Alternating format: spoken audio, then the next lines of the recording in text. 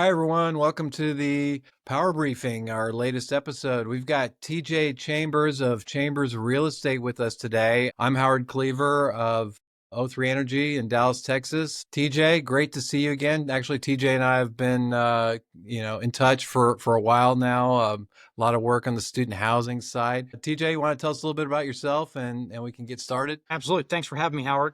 You My name is bet. David Chambers. I'm the owner of Chambers Real Estate Advisors, or Chambers RE. You can reach us at chambersrea.org on the web. And I run an asset management and development consulting firm for the student housing and multifamily business. And whenever owners need help from a front-end due diligence standpoint or development standpoint, or need help repositioning assets, or maybe even a liaison between their third-party operating group and themselves, they tend to call me. Oh, that's fantastic. Yeah, you're in a really interesting niche in the marketplace there in student housing. And we'll get into that on this podcast. But yeah, it was really interesting talking to you earlier about that. You're kind of in a place between the owners and the management companies and operators of student housing. That's kind of where you sit, right? And so Correct. let's talk a little bit about the power dynamics that go on there, and it's kind of what you're trying to manage and optimize. Sure, sure. What's the biggest disconnect you're seeing between ownership groups and management companies today? Honestly, Howard, I think it kind of boils down to truth, right? I think the Mm, yeah, truth that comes from one side versus the other is always a little bit different. And then really kind of dissecting and making sure people are kind of speaking the same languages, right? And ownership has, goals and truths that, tend to lean a little bit more towards an ROI perspective and their return on their investment. The operators, while similarly lined up, right, they're a little bit more interested in their brand, how well they can perform for the different groups and that sort of space, right? But again, I think kind of lining up those truths from the very beginning really kind of has a huge impact and shifts on that power dynamic. How open and honest are you willing to be on both sides, right? It's the ownership, developer on that side, the investment group, willing to share what they really need and what their goals are out of this group, right? Is the third party fee management group they're talking to, right? Can they obtain this, right? Are they a good fit? Is their culture a match for kind of what you're looking for? And then again, how much do those matter to each group? So you've got different ownership groups that place a different priority. Obviously, while a lot of the third party management groups are very similar in what they can do for these ownership groups, they're aligned and built differently. They have different KPIs and that kind of stuff, right? So kind of finding that match and lining those up from the very beginning. And, again, with that honesty and truth, kind of the underlying foundation is what I see really everyone trying to kind of work towards today. interesting, interesting. Yeah, it's a lot of dynamics there, a lot of different motivations and so forth. So that's really interesting. How does ego? Let's talk a little bit about ego, right? How does ego on both sides impact performance and decision making? Sure. I think it's a very interesting question for a guy whose business is named after himself. It's interesting. I think ego plays an interesting role, right? I think everyone can, kind of fall prey to, a little bit more of reading their own headlines and some of the praise that comes along. And a lot of it Yeah, is rightfully, given, right? You've performed and gotten there. I think, the thing with ego is sustaining the long-term result. It's very easy to, rest your laurels on some of your big hits and home runs and things you've done on both sides of it, right? yeah, I think when you look at, people like Nick Saban and, some of the motivational speakers of today, I don't care what you did yesterday. What are you doing today, tomorrow, the next day to right. continue to be a resource and get better? And I think that's, in my opinion, kind of where ego enters the space, right? Everyone's very impressive. Everyone's been here a long time. There's a lot of money in the space. There's a lot of people from an operating standpoint who have been here 20 years plus, like myself, and that sort of thing, right? So really kind of balancing out again and digging into that foundational truth and goal and kind of getting into that nitty gritty level of what is it you really need, right? I think being able to Yeah. dissect that both from a language barrier, ego, truth, it's all going to kind of tie together on our on this podcast. So, but I think a Yeah. little bit of ego is good, right? You definitely want to be able to make sure your brand is seen. It's a very, very busy space, especially on the vendor side that you guys live on, right? It seems every time you turn around, there's six more vendors who can solve your issues and that kind of stuff, right? So Yeah. you Yeah. definitely want to make sure you're getting the accolades for the performance and you're getting the attention for what you do good in the space, right? Again, balancing that against what you don't know, who can be a resource for you, and things like that are kind of where at the very top of the pyramid, right? That's what kind of translates into that ultimate success. Yeah. Yeah. And just don't let ego get in the way, right? That's the main thing, huh? Why do you think most management companies aren't truly aligned with ownership goals like NOI? You'd think, a management company is there to maximize NOI for the ownership group. And, why doesn't that happen? I would defend management companies here first and say, first of all, coming from that world originally with the integration of my kind of meeting into the student housing space and multifamily space, I came from the management world. I think the best of intentions are there, right?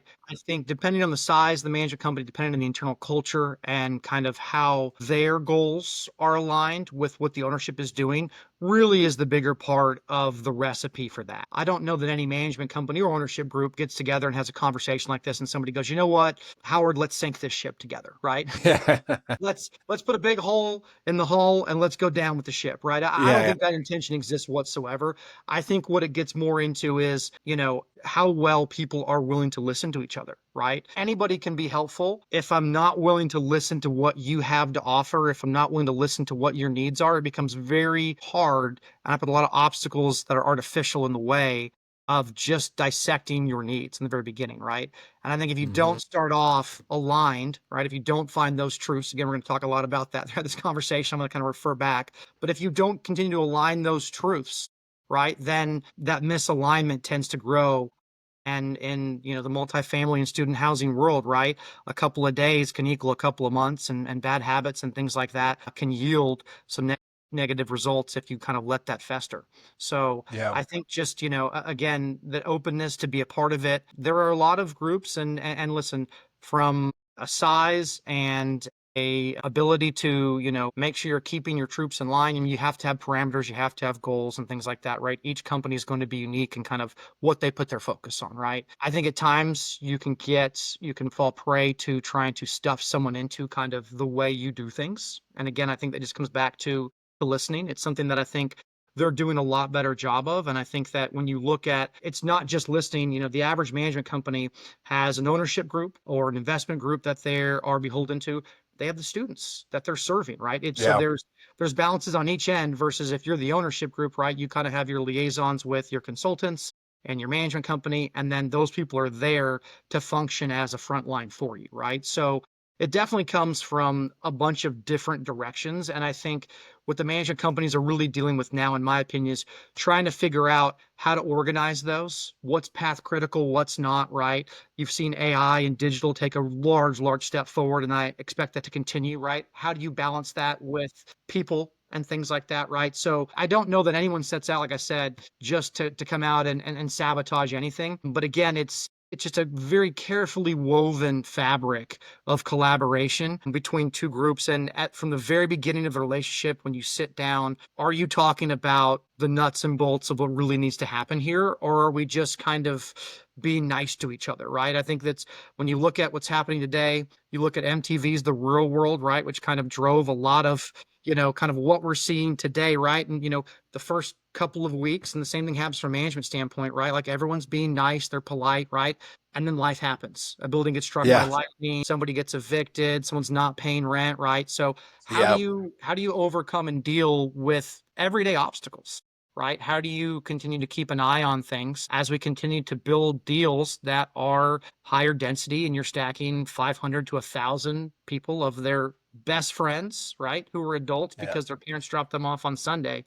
There's a lot you're asking of these people. So I think patience on both sides is really, really key. And that's, I think, let's look at, I think patience these days in the world is very thin, right? When's the Yeah, last time you definitely. Yeah. in an airport, right? Common courtesy, patience, right? Whether you're boarding a plane, whether you're getting luggage, right? Whether you're trying to grab an Uber, whether you're waiting in a restaurant, right? People's patience is very thin. Look at college athletics. A lot of these coaches, right? They rotate in and out like revolving doors because, well, TJ, we gave you a year and you didn't win a national championship, right? So, Yeah, yeah. and how are we managing those expectations? How are owners managing those expectations on one end? How are the management companies, who again are fighting a two-headed battle? They have an ownership group to be beholden to, and then they have students they're servicing on the Yeah. opposite end of that. Yeah, that's a real point. A great point. It's that tension between, delivering the service that you're doing, and it costs money to do that. And, what are your profit goals on the ownership side? And that's a constant tension. So, speaking of, making a profit and so forth, what are some of the operational inefficiencies and where they stem from? Let's talk about that. Can you walk us through a real world example of a operational dysfunction between a management company and an owner? Wow. I'm Yeah. sure there's We don't thousands. have to name names, we can No, that's, you know, I'd say the biggest misconception is that space is really larger than it is. yeah. I Yeah. would tell you the operational inefficiencies, I would describe them more as gaps, and how you fill those gaps and how you're identifying on the front end, so that as a management team, as an operator, as an ownership group and a brand, you can be seen as someone who's responding, right? You can Yeah. lead Yeah. kind of the cutting edge of the curve of how we're going to do this. Today's generation is changing sometimes daily, right? With both Yeah. their opinions and the trends of kind of what they like and that sort of thing. So Yeah. I What's the latest TikTok that came out, right? It's exactly, yeah. exactly. So that's, as a management company, do you have your hands on the pulse of what drives the local community? That's the other thing too. Management and ownership is still a very localized business, right? Different markets are going to have different pressure points and different path critical needs and that sort of thing, right? If you go to a school out west, it's a much different lifestyle than something in the southeast or the northeast from weather patterns, Mm-hmm. Yep. right? You Yeah. know, I Yeah. I can't ride a skateboard to school, in the Northeast in January, which I can probably do in Arizona or California, depending on whether it's, the weather is. Yeah. So I think I'd be careful to categorize the entire industry as, kind of a field of landmines people are navigating, because that's not it. Yeah. I think it's, how you identify what is being put in front of you, right? Yeah. How you identify the hospitality needs of students, how you identify brands and how those students use and interact with those brands these days, right? I think the average owner has been very, very successful, typically when it Okay. comes to space. I would argue that, and again, in the space I sit in, I think a lot of people assume, and myself coming into it, was that in the liaison role that I play a large part in my business dealings, that liaison role will be spending a lot of time kind of babysitting, sitting on management companies. I find I spend more of my time making sure the ownership is understanding the language and the approach of the management company, and allows them to kind of proceed without sort of getting in the way. And I think, quite frankly, that's probably one of the largest kind of overall issues, kind of coast to coast, that I see is, Gotcha. and then again, it comes back to trust, right? If an ownership group doesn't trust the management company has their best interest at mind, then the ownership group is going to most likely start to play a larger role and ask questions that may get in the way of efficiency, timing, and things like that, right? So I don't know that it's, leasing or digital or, kind of one thing you can kind of pinpoint it. It's just, if you don't have that trust, and if that's lost, right? And the ownership group feels like the management company is just, kind of getting paid and collecting a check until, they get fired or working to not get fired. I think that's a really big deal. But again, I think as long as the powers that be, when they get together on the ground floor, say, listen, this is kind of what we need and what we're going for, and they continue to move forward with that thought process, I think that eliminates a lot of stuff. Great.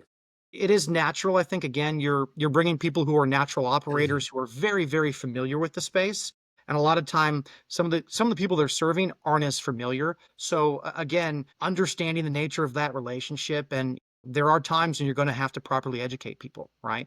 So Yeah. just being able to identify that, being able to identify, what the students are asking for in a market, and what's kind of driving the TikToks, to your point, or kind of that brand growth within the space. And then on the ownership side, right, understanding that the person who you're letting hold the wheel does have your best interest at mind, right, and Yeah. can be Yeah. successful.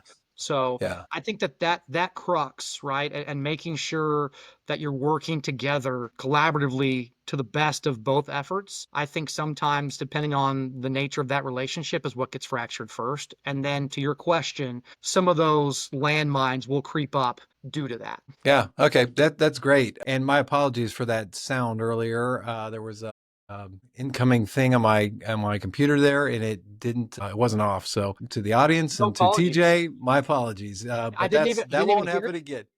Oh, you didn't. That's great. Yeah, there was a sound. Okay, fantastic. In your opinion, what percentage of today's management companies are truly proactive versus fee-driven placeholders? I know that's a little bit of a harsh way to put it, but there are some out there that kind of park and, just collect a fee, right? Listen, everyone's goal in business is to drive, fee and to create revenue. Whether you're an owner, whether you're a management company, right? Like at the end of the day, we all have a business to serve. I think at the end of the day, how you serve those needs and again, how you collaborate with these people, right? I think that goes a long way to your question, right? There are Hmm. management companies that Yeah. make sure that they get paid first. There are other management companies that ownerships can and have used as a bank, so to speak, right? Because they understand the needs and cash trap properties to do and structure things and the benefit of that. I won't ever name names or anything like that, but I think that there is a reason that the top 5 to 10 names, when you look at the top managers in the space, tend to routinely come up. They are built and their platforms and verticals are built in a very specific and intentional ways. They've been able to weather the ups and downs of the roller coaster of this business over a number of Yeah. years, right? They are proactive in how they approach what comes up. I think that's the biggest thing, especially on the student side. Conventional market rate multifamily, I think, lags a little bit behind just because the nature of the user is a little bit older and a little bit more mature in their life cycle. The student housing life cycle, when you're dealing with students ages 17 to 24, those are your biggest consumers of the digital age, social media. I know Yeah. you've got young kids. I've got kids that are a little bit older, and I've seen the memes where moms, tape the phones to the faces, and we're not above that in this household. It doesn't. There's some children don't shape up, but I Yeah. just think that when you look at who you're trying to serve and really kind of having that servant model, right? We're all here to turn a buck. Let's be honest, right? And again, I think that's Yeah, part of of it, course. right? Saying, hey, listen, we've got a profit margin to serve. But again, up front, how are we getting together? There's a number of relationships and there's a number of people who serve this space. And I think that's why your new business people are so important to what goes on. They're not just out there to form relationships. They understand the foundations of these businesses. They're usually long-term employees that have been there a long time. They've helped build the platforms into what they are today. And I think when you put people like that in those places who are well liked, who are good at talking and making relationships right, I think that strengthens it. And then again, the truth Yeah. and honesty behind why you're here, what you're looking for. Hey, Howard, I think I can help you reposition this asset, and I think we can both be successful. Or you know what, Howard, you need somebody, I can be a solution for you, and I'm just trying to get paid. So I think the dynamic of how you forge those relationships, and then again, once you forge them, right, how do you move forward? I think there's a large time in this Yeah. space where you would talk to these really impressive people who are great at forging relationships and things like that, right? And then once the business is in, right, and part of a company, right, the dynamic of that relationship changes a little bit. And it's natural, right? You're going to have to bring in the true operators and people you're going to speak with on a day-to-day and weekly and monthly basis. But again, how well do those people who started that relationship, right, and forged what has come together today in a collaborative effort, how do they maintain that, right? Yeah. So, and Yeah. then again, how do the owners maintain that in the sense too, right? Like if you're always talking to me and I'm not the person who's holding the wheel, right? Are we being as effective in our communication and relationship as we could? Yeah. Yeah, and that's fair. It's a two-way street. It always is. So we've got to keep that in mind. How should operators and owners rebuild trust and accountability, especially in high stakes markets? Sure, Yeah. honesty, right? Again, we're gonna Honesty. Yeah. we're gonna be repetitive here, right? But Yeah. you know, being transparent, being upfront. There's a lot of people, and I think ego plays into this a little bit, right? Yeah. Yeah. I Back need to to the come in ego. and I need to present myself in a certain way. And listen, I understand that. But at the end of the day, for everyone to be successful and make money here, right? We have to dive into the details of what's going on and what really needs to happen. And if we're going to Yeah. waste the first 2 weeks, month, 3 months of our conversation doing that, right? Then time kills all deals, right? Yeah. So, That's right. a lot of these owners, don't want to make changes, right? It's painful. There's a timeline associated with that, right? You're bringing in new people and new teams and new training and new parameters and cultures and things like that, right? So a lot of times it's done for the better, right? And it's done to help tell a story and continue to reposition an asset or whatnot. Sometimes it's done because of a sale or an exit of a property. So there's a number of different ways. I think the average person tends to think that, TJ, the owner, has a management company and every year or two just gets tired of talking to Howard and, plugs somebody else in. I really Yeah. don't. It's much more complicated than that.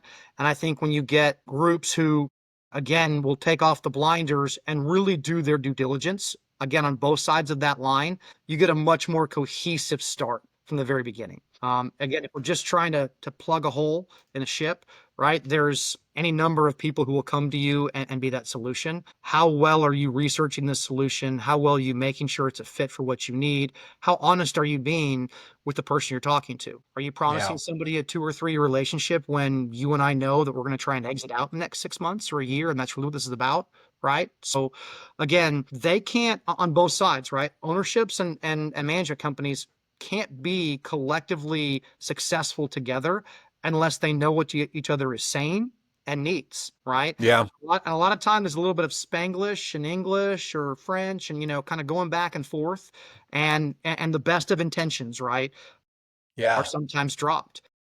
Yeah. For Lost in every translation. Yeah. Yeah. for every lost in translation, I see home runs hit, and that's kind of what you see in the case studies and at interface and that kind of stuff. There's a lot of successful people in this business. There's a lot of successful management companies who are great at what they do.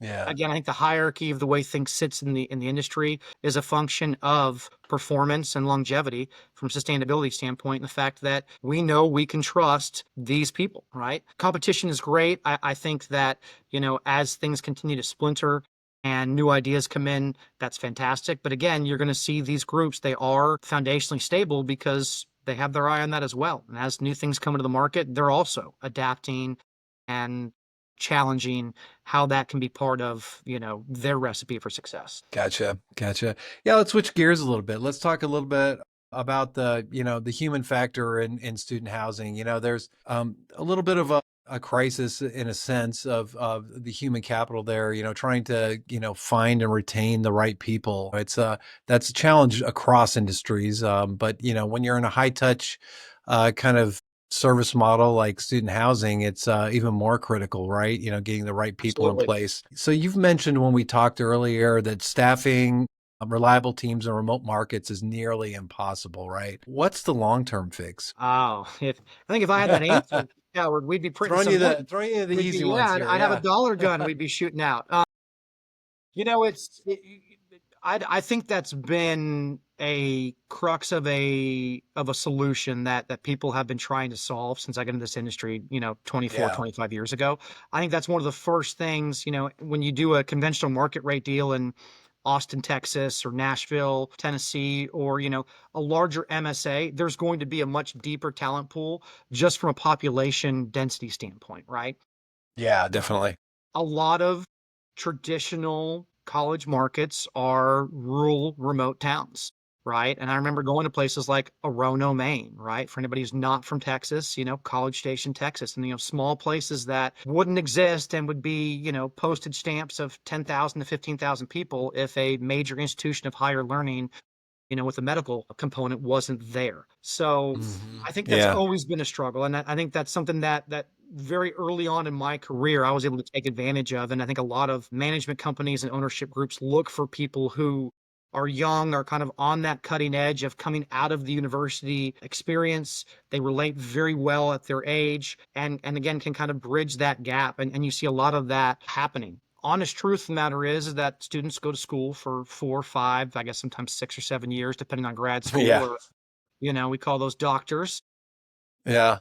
But, when you go to school someplace, right? For my alma mater, I went away to school. It was about 5 hours away.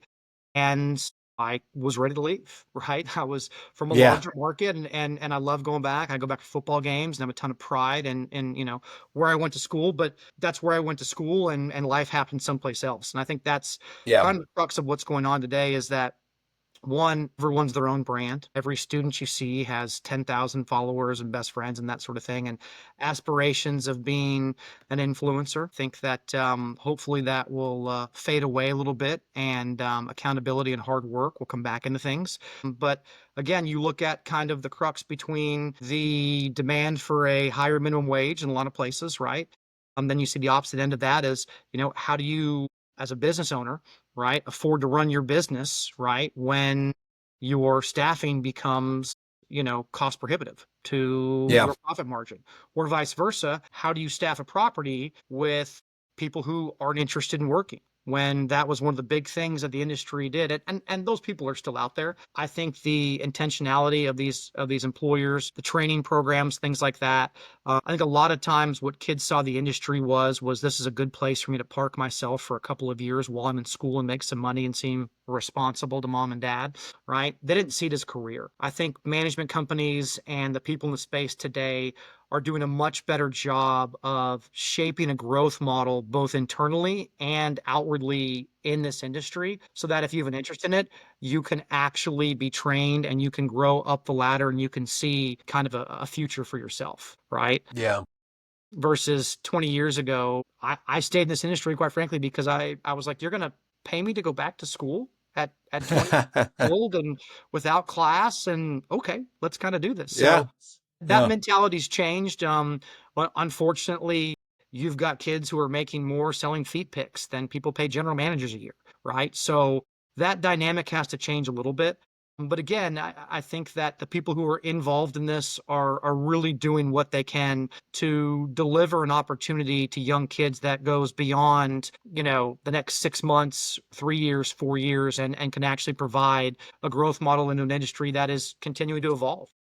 Yeah, yeah, and I see that a lot in student housing. They've really done a good job of taking A players and making sure that they stay with the company and promote from within. I see that a lot in the student housing industry. So they're doing a good job of that, I think. It's a great Yeah, way to collect a kind of melting pot of both cultures and educations.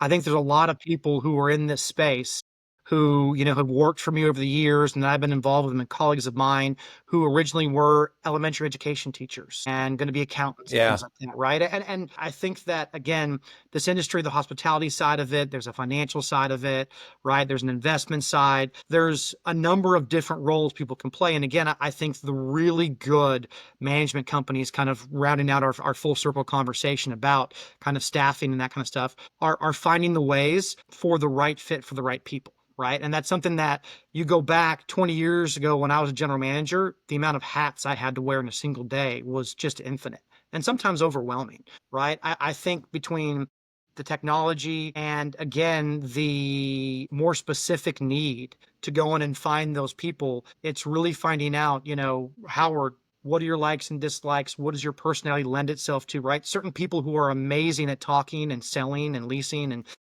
talking to a brick wall, exhibit A, right, don't want to do accounting, right? Don't want to do yep. some of the more menial tasks and things like that versus there's other people who really enjoy, right, and excel at that. So again, I think these groups are doing a much better job at really identifying who somebody is, how their personality and skills can be a resource to them, right? And finding that correct fit so that that efficiency is really driven. And then again, taking some of the things that are bogging people down away from them, right? So that they can really focus on what really drives true value on site. Gotcha, gotcha. Wow, that great answer. Let's shift gears a little bit again. Let's talk about the role of AI and tech in real estate operations. Everybody's talking about AI. Everybody's kind of got an idea of what it's going to do for them. How's that shaping up in the student housing world? Sure. Admittedly, fan of AI, not very intelligent about AI, right? This is kind of where Gotcha, yeah. I've got good friends who I can go talk to and say, hey, explain this to me like I'm a child with the cliff notes. Yeah. Um, Just I ask AI to explain it like a child. That's true.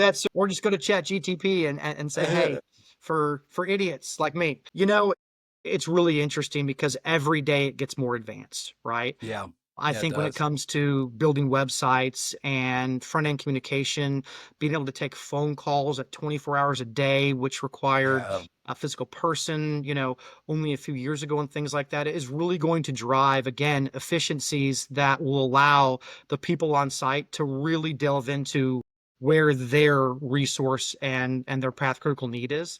And I think that will help drive a better understanding of the entire process. Now, I'm a little pessimistic. Again, the old guy in the room finally getting gray hair. The kid down the hall has officially grown up. And I'm a little curmudgeon about AI.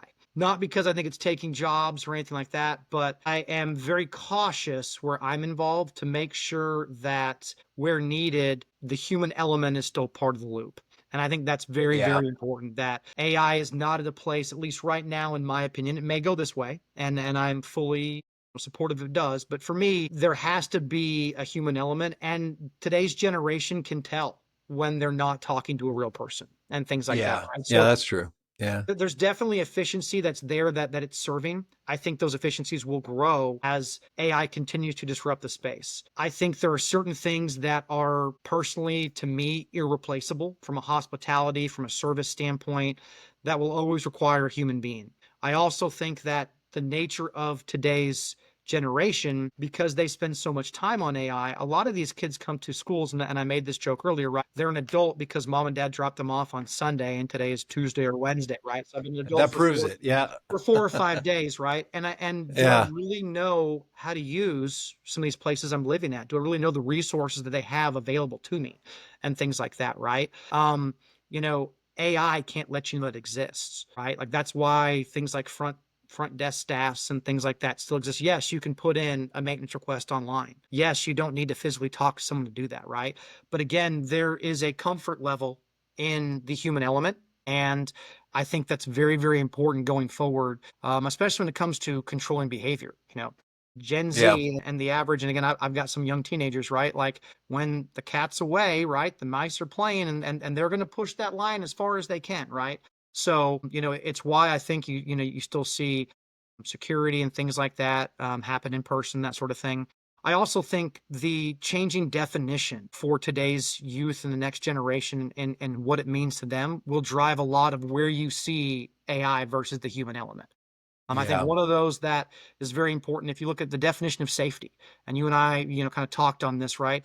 The average adult, right, over 25 or 30 years old, when you say safety, you think controlled access, gates, locks, physical barriers that are going to Yeah. keep someone out. Cameras. Yeah. Exactly. Right. Yeah. The changing definition of safety for today's generation is much different. It's a much more level of convenience meets comfort, right? Within their friend group, within Mm. their apartment, within what Yeah, kind of that's a good drives point. that for them, right? So again, I think that, can AI, along with the human element, continue to identify the proper needs and lifestyles that are being asked for by these generations, right? And again, Yeah. are we serving those, right? Gone are the days of the 100 square foot computer room with study carrels up in Yeah, it and that's stuff right. with the computer Yeah. in it. Right now, are study carrels still viable? Absolutely, right? But again, what are we doing to make sure that we're responding to the trends and needs of these lifestyles that these generational kids are asking for as they come? What are we paying attention to and replicating that universities are doing well? I think originally when the private off-campus space first became an iteration, right? It was, well, we've got money and we can do this faster and more efficiently. And it was that, kind of early amenities race because, well, what the university didn't have, we can provide you. I think that's been scaled back completely. And I think both sides of that coin, both on the university side and the private side, are better identifying the needs of the students, right? People off Mm-hmm. campus are Yep. realizing that these are not freshmen we're serving, right? Versus the university service is more of a first time collegiate experience to some people and that sort of thing, right? So really taking a look at what the end user is demanding, I think will go a long way towards that. Again, for me, right now, I'm a huge proponent of the human element. I definitely don't want to see staffing budgets overweighted and fat with, salaries that aren't useful. But again, for me, AI is the complement to the human element Yeah. and not vice versa, at least right now. Now, again, you could Yeah. probably It's not talk a to replacement. That's right. you could Yeah. probably talk to a number of people in tech who would call me an idiot and behind the times, and that's why he's got gray hair and that kind of stuff. So, and wears the 1984 shirt. But you know, Hey, it's a fantastic shirt. you can't miss me in it. That's the key. Yeah, that's right. That's right. But no, I think that, that kind of growing minutia and how it's used and how it's integrated will really drive a lot of efficiency going forward. But Yeah. again, Yeah. I don't see the kind of McDonald's cashierless, touchscreen type thing, Yeah. for check-in process, Yeah. for move-in day. Yeah. And again, we're in the middle of turn right now, right? The human element's huge in early August in this space. You'll see me and ownership groups and other people at move-in days and that sort of thing, right? Again, AI can't replicate that. So Yeah. there are a number of things in efficiency that AI can really drive and help. But again, I think identifying where AI can't drive that efficiency, making sure you have the proper coverage, the proper training. What is the investment to the human element? How can you grow that talent, give them a path to success within the company, and having them see that as more of a job opportunity for the rest of their life that they can grow into versus this is what I'm doing while I'm in school, similar to a bartender type thing. Yeah. Yeah. Yeah. Gotcha. Yeah. Great answer. Yeah. It's kind of touched on all elements there. Is it a cost savings tool? Is it a, productivity enhancer? Is it how do you enhance service? And, all those things are important. And yeah, that human element, I think is not going to go away. I wouldn't say forever, but at least for the foreseeable future. It's a high touch industry and you've got to have those people on the ground and let's enable them to do their jobs better using these tech tools, right? Yep, Yeah. absolutely. Let's talk a little bit about something that's near and dear to my heart. Okay. Obviously, I work for an energy company. Sure, And sure. so, yeah, let's talk about energy inefficiency and, the CapEx or OpEx misalignment that might happen there. Are ownership groups generally interested in long-term energy savings? Are they still too focused on short-term budgets in your mind? Fantastic question. And Yeah. I would say yes and no and no. And I think that answer Oh, is thanks for the really, clear answer. I love it. yes. Yeah.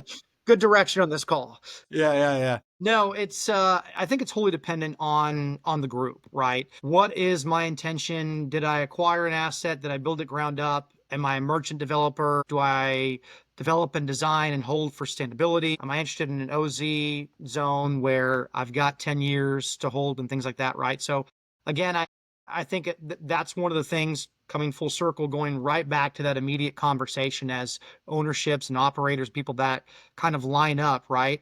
Hey, we're here for 3 to 5 years. I think the average group that really truly cares from a sustainability standpoint, the average ownership group, you're seeing start to white label and take that sort of thing in house for the very reason that no one watches your shop like you do. Right. And I think when you Right. get Yeah. into some of the specifics of some of the energy conservation and the efficiencies around that, I think that, the management companies do a good job, but it's more of the sufficient checking of a box. It's not a full-blown detailed look at this. That's really not what their KPI is or exists for. They typically will go out to a consultant or a third-party energy company to, again, and in fairness, like they should, reinforce the value of their offering to their ownership group, right? To make sure that the ownership is Right. getting all they can from a due diligence standpoint so that when they make a decision, they're fully informed. But again, I think it's wholly dependent on the ownership group. The guys and the groups who want to hold and do hold for a longer term, that's much more concerning factor. I also think that on the other side of that key, the management companies, the short-term holders, simply from an efficiencies of scale standpoint, are having to look at this. There's only so many people you can cut down before you can't cut any more salaries and things like that, right? So you look at Yeah. line items that are the most expensive and that are obviously the most beat up, that a lot of people talk about and kind of the rock stars of, hey, we're going to value engineer this out and make you stronger. I think that more and more people are understanding that the superlatives of staffing and things like that are becoming tighter and so tight that if I don't look at this side of things right, then Yeah. we're really going to put ourselves in a box where we get to an unattainable issue. So it is becoming a greater value and is much more important. I think the average owner would tell you this is hugely important. I said the average management group would tell you it's just as important. Again, depending on that relationship, depending on that hold and holding term for the investment of the asset, I think really drives how much attention is to that. Any management Yeah. group, any ownership is going to tell you this is important. If I own it for 10 years versus owning it for 3, there is a much different focus from an energy efficiency standpoint than there is for somebody on a shorter term hold. Yeah, yeah, that's a fair point. You know, that it's all about the hold. A lot of times, if you can't get the payback within that, 3 years, maybe you're holding it. It's tough to make those longer term investments. Yeah. What kind of energy efficiency projects or energy renewable energy projects do you see getting cut first, and which ones, in your mind, provide the best ROI? I know it's a tough question for you. It's not Wow. your strong suit, but yeah, maybe you've got Uh, some thoughts on there's that. some Yeah. vendors you're going to punch from the face after this, huh? No. I think light bulb replacement's been a big key. Trying to make sure in some of these older buildings, and that's the thing too, is I think you have a number of assets, right, that are starting to become generational assets that were built 98 to kind of oh 05, Yeah. 2010, that are 25, 10, 15, 25 years old finally, right? That are having to be brought up to energy efficiency standards and that sort of thing. Hmm. If you're a new build, I think that, obviously with the efficiency that's come into building materials and things like that, right? Typically, the new build is what gets all the bells and whistles. They are the LEED certified buildings. They have all the new energy efficiency. So I think for your question, the focus really becomes more of those generational assets and how are they being repositioned by the ownership groups, right? Yeah. Windows, roofs, insulation, lighting, water usage and things like that Yeah. are Yeah. huge, Water's a right? huge one. And then again, another big factor in this too is depending on how the students use these assets or how the markets are set up. Certain markets you can pass through electricity and you can rub that back to students. Others you have to cap, others they're not going to allow it at all. And so I think what you see is you see both ownership and operators looking to take more of a conventional market rate approach to this and say, listen, I'm going to provide you the internet and the streaming speeds you need. I'm going to provide you furniture and that sort of stuff, right? The electricity will always be in our name, so we'll never get turned off if you decide to buy beer instead of pay for your electric bill. But at the same time, right, there's a level of responsibility and accountability that we're trying to pass back down to this and make sure that, again, to our conversation, behavior of the end user reflects the intentions of the management company, the ownership groups, because there's nothing worse than taking a 40, 50, $100 million asset and if it's used improperly by these students, right, it really takes a beating from a depreciation value, right? Yeah, it does. So Yeah. I think the hardest thing from your question is that the end user doesn't see a ton of value in this, right? Right. If, Right. Yeah. when I go to buy a BMW, I don't walk in the dealership and say, does this car have leather? I expect it comes with that, right? Yeah. So That's when you right. have when you're doing improvements like that, when you're doing water flow improvements, you're replacing lights, roofs, things like that, you're definitely improving the length of age of your asset. You're definitely improving curb appeal and things like that, right? There's not a huge return of that investment from a rent bump standpoint, right? And so I Yeah. think I Yeah. think that becomes one of the hardest things, both from a ownership and a management standpoint, is valuing, the asset and a cost-cutting standpoint and efficiency, and also valuing kind of what your end user sees from efficiency. And then again, a lot of times your end user is simply the user. They're not even the financial beneficiary who's responsible for this, right? So Hmm. having to kind of control that behavior and that sort of thing is also kind of the other side of this cost benefit analysis, right? So it's definitely something I think that every management company, every ownership is interested in, right? To your point, how long is my hold? Do I get paid back before I have to sell the property back, right? Yeah. Can I get a rent bump for this, an increase, which a lot of places you can't, right? So Yeah. it's a carefully kind of weighted through formula that again, I think on the front end, everyone would say, yes, I want to continually improve my asset. I want to make my Yeah. asset greener, more efficient, that kind of thing. I want to make my staffs leaner and better and that kind of stuff. That right there is the minutia of, as people kind of wade knee deep into that, how is best to do that, where you're seeing both the efficiency and that ROI kind of balance out.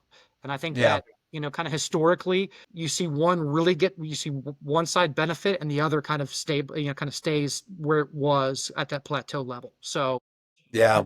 kind of finding out, and again, that's where an ownership group who, if that's my intention from the very beginning, as I'm sitting down and talking with you, if you're my management company, Howard, I have every intention of knocking down the clubhouse and rebuilding it, right? Or going in and doing renovations and that kind of stuff, right? Because you'll get a good manager will be able to tell you and say, well, we would recommend certain things, and you can get a rent increase for certain things, and other things you can't, right? So again, Yeah. really playing on the trust levels of that relationship. Again, there's a lot of things that go into this, and making sure that both parties have the best interest in mind to be successful, I think goes a long way. If I don't trust you, I certainly am not going to take a recommendation for a water efficiency project that I may or may not get paid back on, right? Yeah. Yeah. That's right. Yeah. You know, and again, this isn't, a $5 hot dog at a ball game, right? This is a 40, $50 million asset. Some of these ownership groups are guaranteeing debt themselves. So Yeah. this is real world wealth we're playing with here. So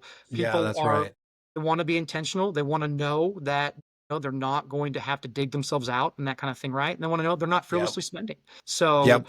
it's a very, very tough path to walk. And again, the management companies do take the brunt of this on the chin. They are by far the warriors of this space, and they're the frontline defenders. They are the reason that a lot of these ownership groups are successful.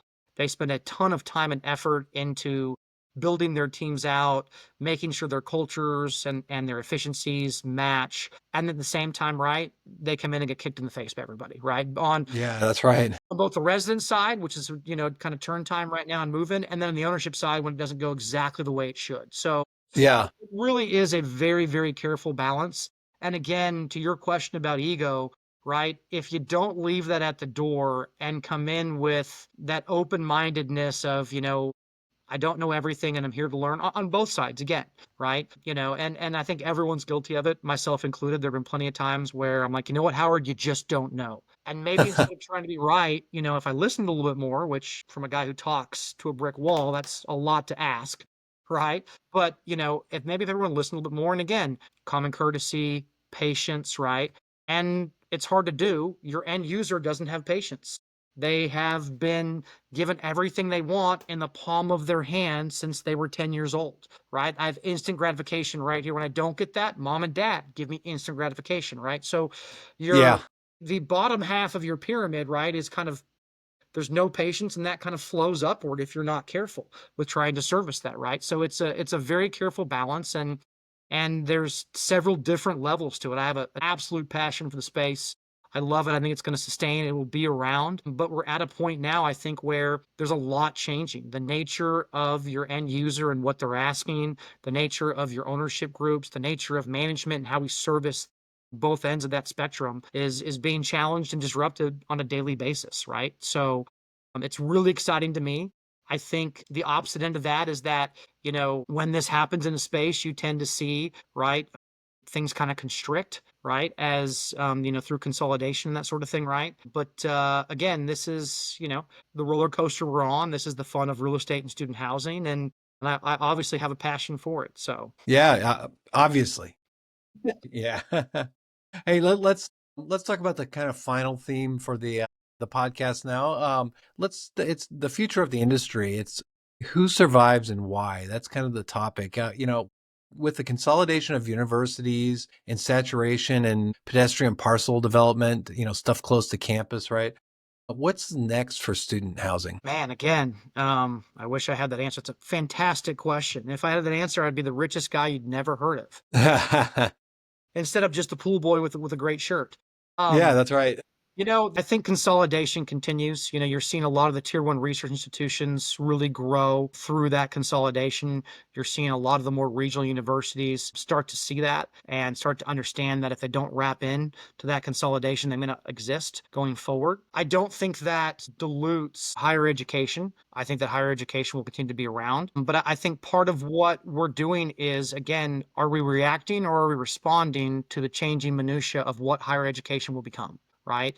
There's obviously an affordability question with regards to tuition and the cost of education, higher education But today, definitely, yeah, it's right? huge. Yeah.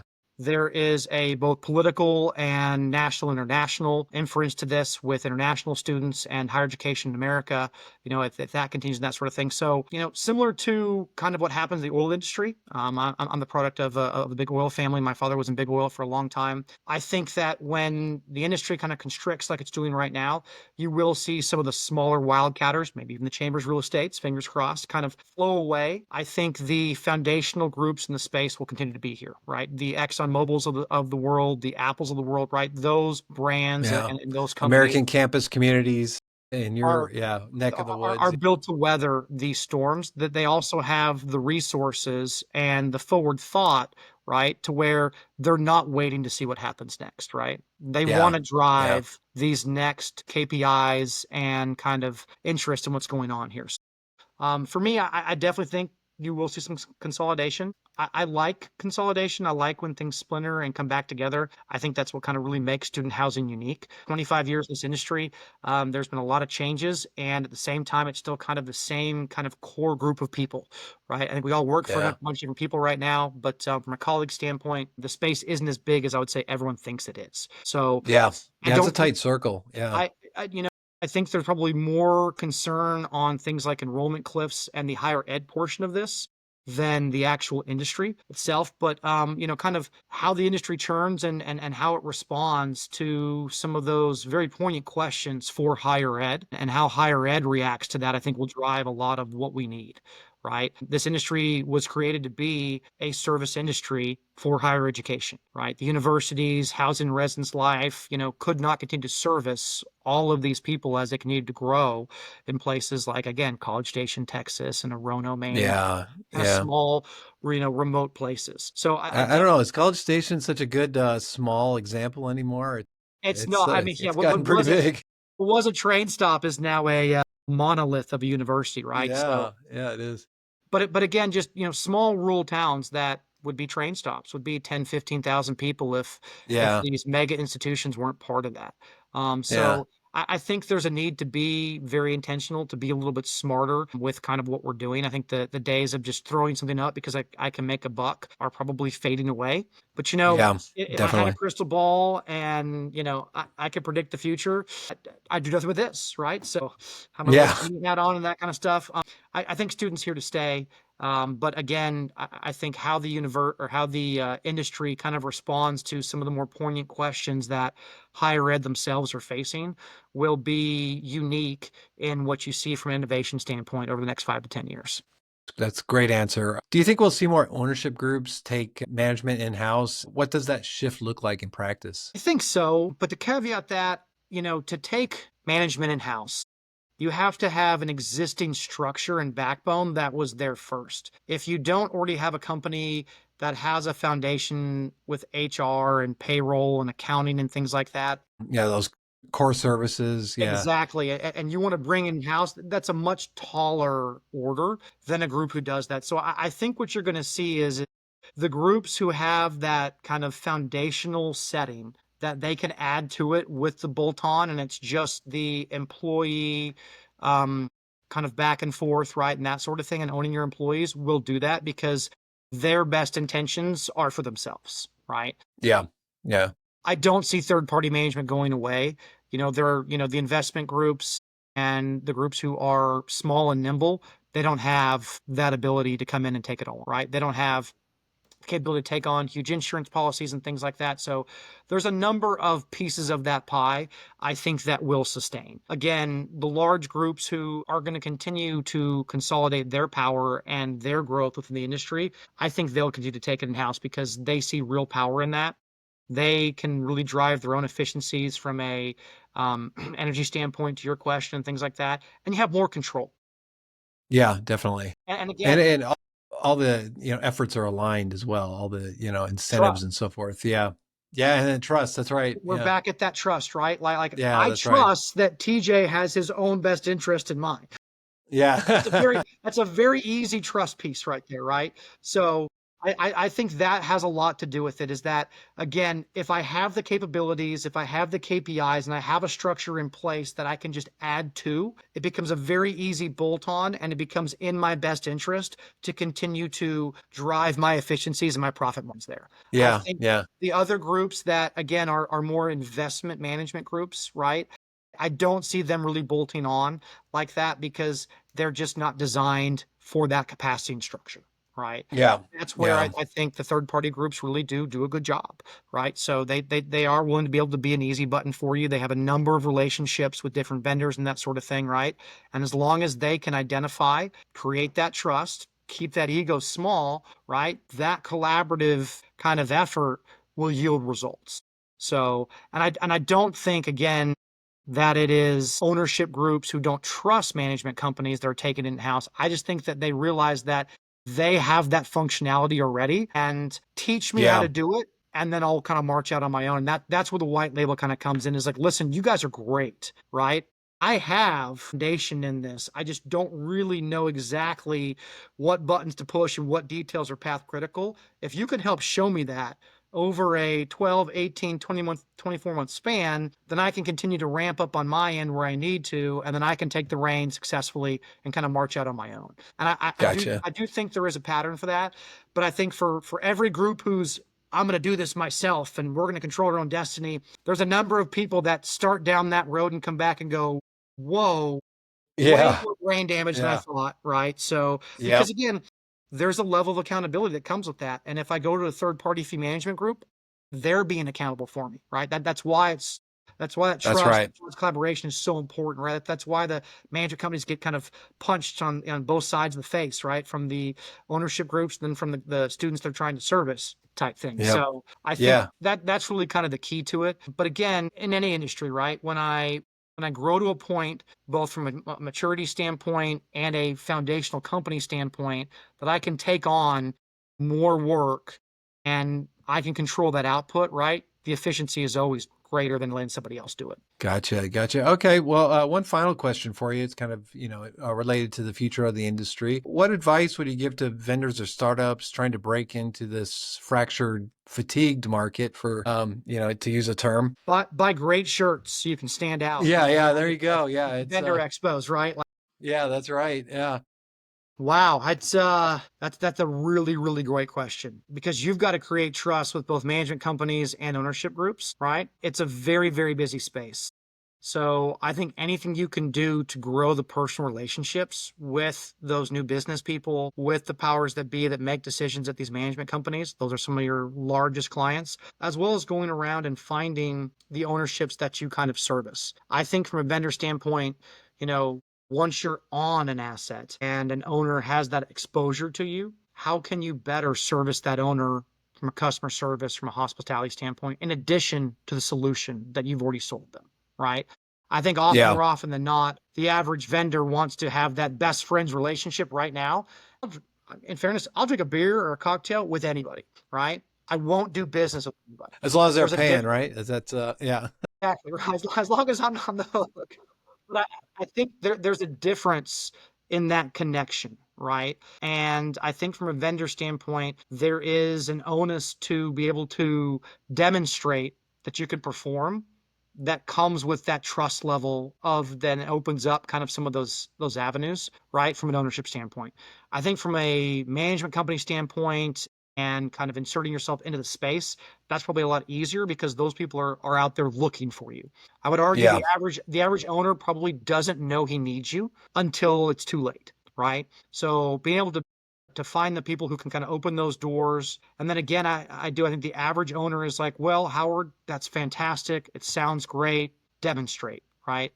Yeah. Yeah. Show me that your product saves me, low flow water in my toilets, or, whatever that is, and how it's going to save me. Because that, to your question, that has become the name of the game, is how Yeah. can we shrink these budgets?